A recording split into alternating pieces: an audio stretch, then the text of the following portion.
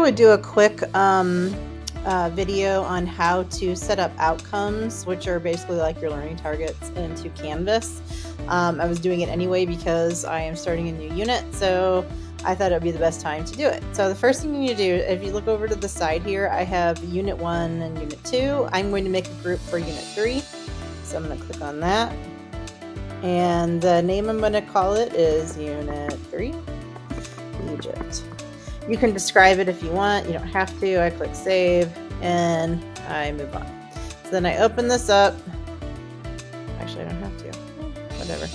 I'm going to add an outcome, I think, to this group. Yeah. Okay. So I can name the outcome, make a friendly name, or describe the outcome. So I'm going to go over, I already have my outcomes here. I'm going to highlight one, copy it, come over here and paste it.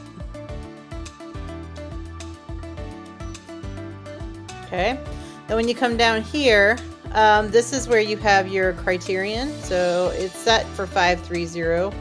I insert, because it goes exceeds, meets, and then goes right to does not meet. So I insert one here that I title beginning to meet. It's already even in there for me. So beginning to meet. And then I change this to, click edit, sorry. Change this to 4. And then not 33. I change that to 2. And then I change the does not meet to 1. And I just said okay on all of them. Mastery, I went set at 3. This is decaying average. If you read through it, it tells you that, like, if you set this up from the beginning, that the results you get at the very beginning are going to count for way less than the results you get at the end, because you're expecting your kids to score higher on learning targets at the end of a unit, more at the end of a unit than you did at the beginning. So then you click Save. And there it is. So I'm going to go ahead and add one more so you can see how I did it. Add outcome. Add your outcome. I copy mine. Oops. And then come here and paste it. You don't have to type anything in there if you don't want to. Again, insert my beginning to meet expectations. Edit this down to 4. And then 3, 2, 1. And then I go ahead. Okay. And then save. Okay, so obviously I need to go back through and add all of mine like I did for these other ones. But I'm going to show you how to add it to like a quiz. So I'm going to go to my quizzes. I have been building one for Egypt right here. So I'm going to open it up. And then click build. This will take a second. You can align the whole quiz to certain targets. So if like you have a very short quiz, and you are wanting it to just, maybe like that one learning target, then you could just set the whole thing right here by clicking this and aligning it. Mine obviously is a pre-test. It's going to hit multiple. I like this a lot for the beginning because I can actually sit down and conference with the kids and show them exactly where they hit in the beginning. I'm scrolling down to the end because I'm going to actually attach this to one of the learning targets I just pulled in. So this is a map where they have to label, identify the geographic features, which was the learning target I just put in. So I am going to, I don't want to add a new one. I want to come up here and edit this one. And right here, I opened it up. Here's the edit question. This is a hotspot where they click on the part of the map that I'm asking to identify, which is the Red Sea here. And so if you scroll down, it works with any of the types of questions. Towards the bottom, you'll see it says align to outcomes and item banking. You want align to outcomes. You click that. And then right here, this pops up. You just click in that box. And then you have the choice of all of the groups of outcomes you picked. Are you set up? So I can see right here that I set up 2 outcomes in Egypt so far. So I'm going to open that up. And this is the one that I want to attach to it.